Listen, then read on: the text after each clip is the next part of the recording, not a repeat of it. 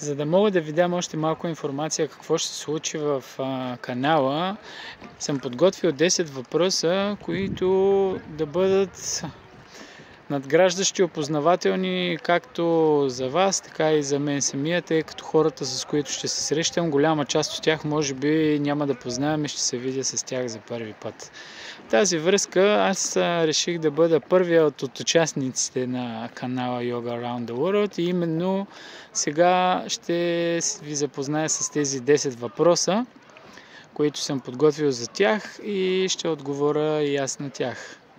Първият е как започна твоето пътешествие в йога. Моето пътешествие в йога започна преди 15 години в една зала в Бургас, която тогава треньор беше Ники Илиев. Той беше преподавател по аштанга йога.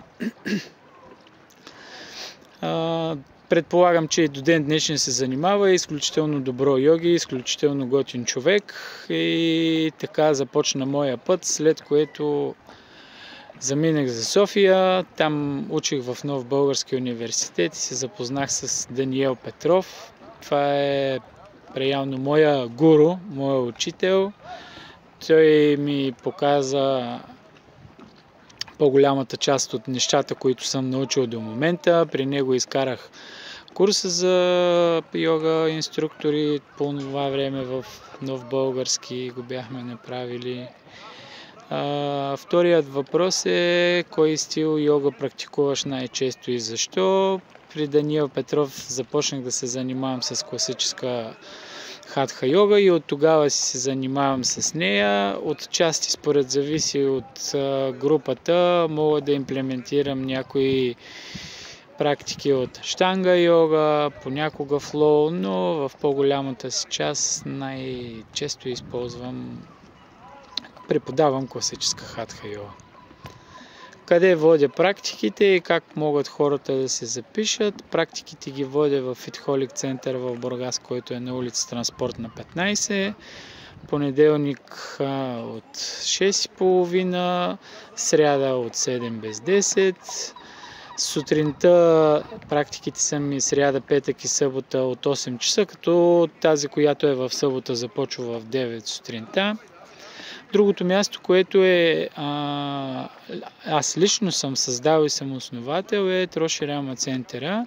Това е една прекрасна малка зала, в която се провеждат само индивидуални йога практики и идеята там е да може да се обърне качествено внимание само на един човек. Според неговите възможности, според неговите желания и според това, което съответно би искал да подобри, заздрави, огъвкави и така нататък.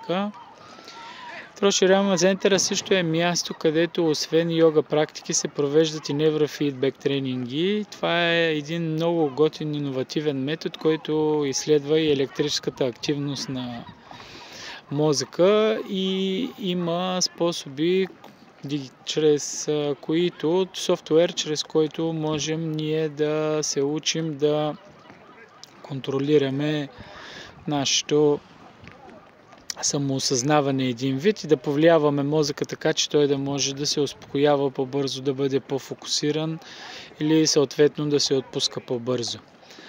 Общо взето Fitholic център и Троши Рама центъра са двете места, на които може да ме откриете и можем заедно да работим върху това вие да се чувствате по-добре. Имаш ли учител или школа, която е оставила траен отпечатък в теб?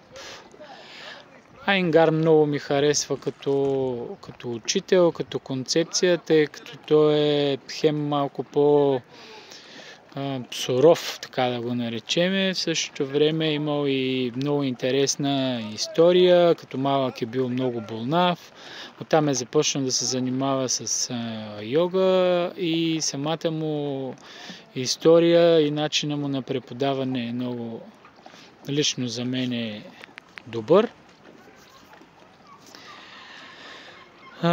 Как изглежда моята лична практика? Моята лична практика изглежда последния начин. Започваме с една стандартна подготовка на тялото, която без значение, аз винаги казвам, дали си републикански шампион или влизаш за първи път в зала да практикуваш каквото и да е необходимо да подготвиш тялото. Съответно имаме кратка подготовка на тялото за самата практика. След това си имаме комплекс от асани, който е според възможностите на групата и според това, което ще работиме, било то да наблегнем повече върху гъвкавостта или заздравяването на коремните мускули, или да кажем кръста и гърба, абсолютно според групата и според това, което сме определили преди това започва самата практика. И накрая завършваме с релаксация, за да можем да дадем възможност на тялото да се възстанови и на мозъка също пък да си отпочине от самата практика и малко да си релаксираме. Практиките са по около 1 час. Понякога може да продължат по-дълго, понякога може да бъдат по-къси, но в общи линии са 1 час. Какво най-често търсят хората, които идват при теб?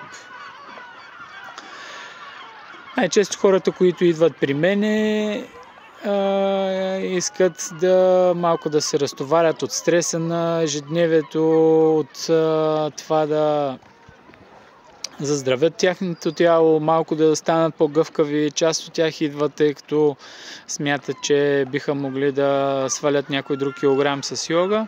Общо взето най-често това са хората, които идват при мене. Понякога има и хора, които идват с чисто терапевтична цел, но те са по-скоро в Троши Рама центъра, отколкото в Фитхолик. Срещал ли си трудности по пътя и как си ги преодолял? Във времето съм срещал различни трудности, как съм ги преодолял с търпение, постоянство и упорит труд. Преди време живеех в Дъблин, в Ирландия, и там в началото намерих 2 места, на които да преподавам йога. Едното беше в един много реномиран хубав хотел.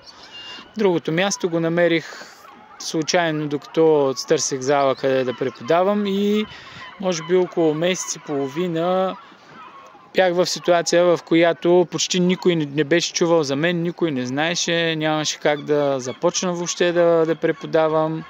Направих флайери, застраховах местата, направих всичко възможно, за да могат залите да почнат да се пълнят, и така малко по малко нещата се случиха, залите се напълниха, ирландците бяха много доволни от това, на което успя да ги науча. Даже имам такава готина история с един ирландец, който имаше проблеми с кръста, беше му се калцирал, тъй като караше много километри колело, и от самата стойка и позиция на тялото при карането, тъй като той изобщо не е разтягал, не е загрявал и така нататък. Имаше проблеми с кръста, но с голямо желание от негова и от моя естествено страна, съответно тренировки няколко месеца, успяхме да му помогнем, и даже един ден идва и ми вика: Иво, направих най-добрата си игра на голф. И аз му викам: Бари, каква е тая най-добра игра на голф? Аз какво общо имам? И той казва: движението от кръста е изключително важно за играта на голф, и по този начин на него това му е дало обратна връзка, че има голям ефект от това, което правим, освен че вече може да се връзва обувките без да се сгъва коленете и без да се навежда, да сяда някъде на някой стол или да се подпира. Това беше нещо, което така доста готина индикация ми даде и на мен и на него, че сме на прав път. И това мога да кажа, че хем е било трудност, хем предизвикателство, хем в същото време съм успял да да помогна на този човек да се справи с проблемите и редица други, но в България по същия начин в началото, като се върнах в Бургас, докато създам група от хора, които да започнат да идват при мене, пак беше трудно, но с времето, когато хората свикнат и вече те познават, става по-лесно и по-приятно. Какво би посъветвал? Посъветвала човека, който никога не е правил йога. Някой, който никога не се е занимавал с йога, бих му казал следното нещо. Първо да не слага предразсъдъци пред себе си, да не мисли какво трябва да направи точно, или че не е гъвкав, или че не е достатъчно слаб, или не е в достатъчно добра форма и така нататък. Това са такива ограничаващи вярвания, които много често пречат на хората да започнат да практикуват. Истината е, че за да започне човек да практикува, всяка стъпка, всяка крачка, всяко пътешествие започва, именно там ние да се предизвикаме и да направим нещо за себе си, което да води към качествена промяна. Както и за мен е много голямо предизвикателство и приключение да запиша първия епизод на този подкаст, но вярвам, че с всеки изминал път ще ставам все по-добър и ще мога да се надграждам. По същия начин ще бъде и за човека, който ще дойде за първи път на йога практика, ще отиде за първи път на йога практика. Съветът ми е просто да бъде спокоен, да гледа напред и да не се притеснява, че не може да направи някоя асана или че не е в перфектна форма и така нататък. Пак казвам, йогата не е нещо, което човек да трябва да бъде перфектен, за да започне. Аз даже не знам и кое е нещо, което човек, за да започне, трябва да бъде перфектен. Или иначе казано, вие когато се запишете на шофьорски курс, не се очаква вие да може да карате кола. Вие отивате там, за да се научите да управлявате автомобил. По същия начин е и с йогата. Не е необходимо да бъдете в перфектна форма и гъвкав, за да започнете да практикувате, а по-скоро точно обратното. Започнете оттам, откъдето сте и се наслаждавайте на процеса, на цялото това приключение. Коя е любимата ми асана и защо? Това е много интересен въпрос. Любима асана... Може би любимата ми асана е стойка на глава. Затова, защото това беше първата, може би, асана, която е била по-сложна за изпълнение и съм се научил да я правя и във времето съм я правил в най-различни състояния и места.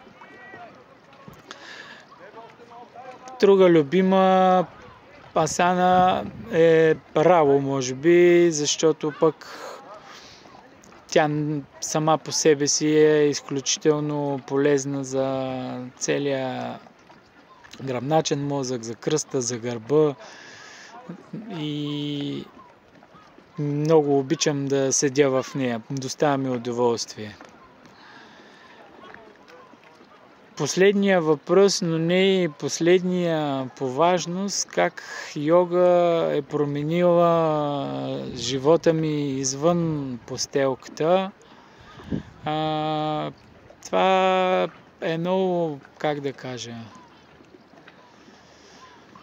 много хубав въпрос, защото йога преди бях много по-експресивен, много по-експлозивен, отчасти може да се каже даже в дадени ситуации неуравновесен. Но сега в момента това, което най-много ми помага и е променило живота ми извън постелката от гледна точка на йога, е именно това спокойствие, отношението към живота е по-различно. И това са нещата, които са главните. Иначе здравето ми също Смея да твърдя, че във времето доста се е запазило, тъй като когато ходя на изследвания, които са профилактични, винаги всичко е в норми, което дава индикация, че се грижа добре за него и тялото ми е в добра форма благодарение на йога. И това са трите основни неща, които мога да кажа.